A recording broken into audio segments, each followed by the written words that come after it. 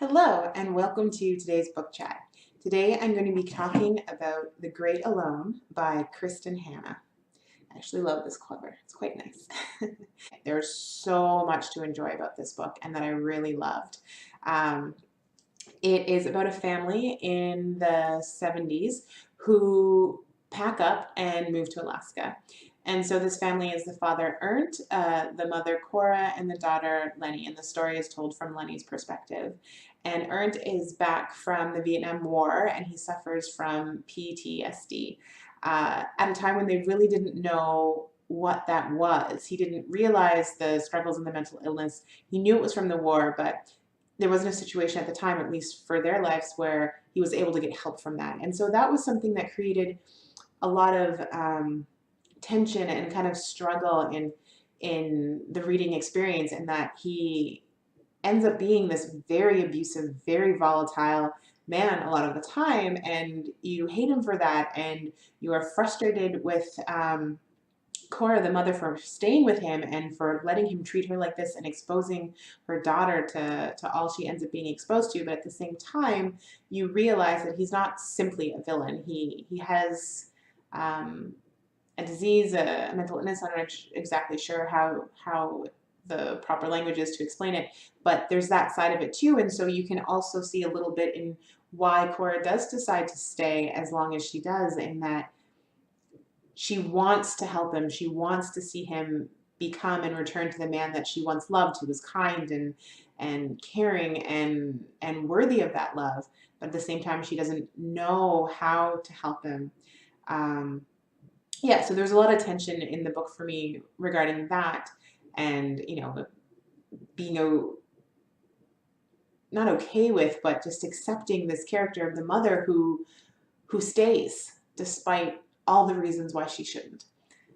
So outside of that, another thing that I really loved about this book was the journey to Alaska and seeing what life was like on this completely other world than what we're used to, the way that they had to fight and start from nothing and work and work and work, and also the interesting ways that weather and light can affect mood and community and passion. I really found all of that incredibly engaging. If you look at some reviews of The Great Alone, you will see that they're quite mixed, and that a lot of people seem to really be engaged with and love the first 70% of the novel, and then the last 30% or so, that kind of tapers off. And for me, I would say that it was a similar experience. I won't go into too much detail, but it is a little bit like it started with one book and then suddenly it turned into another, and I wanted more of a continuation of that first book and a more natural conclusion to the story. But as I mentioned before, that doesn't just take away from the fact that I really enjoyed this book and that there's so much to like about it. If you like the idea of being in a new world different from your own, assuming you're not from Alaska as you're watching this, well, you're definitely not from or living in Alaska in the 70s, for one thing, before it became a little bit more of a tourist attraction. That was so compelling. And if you enjoy the interactions between family and the struggle between what one side of you knows you should do and what the other side of you feels you need to do, that as well was incredibly engaging. Sorry, something just fell or collapsed in my house. I don't know what that noise was, and it's a little distracting. But anyways, we'll figure that out in a moment, or I'll figure it out. So yeah, The Great Alone by Kristin Hannah. If you like her works, if you like works that take you on a journey to a new place, if you like works that challenge you and can be a little complex with characters that you don't always like, but you can try to understand to some degree, then I would say give this book a try.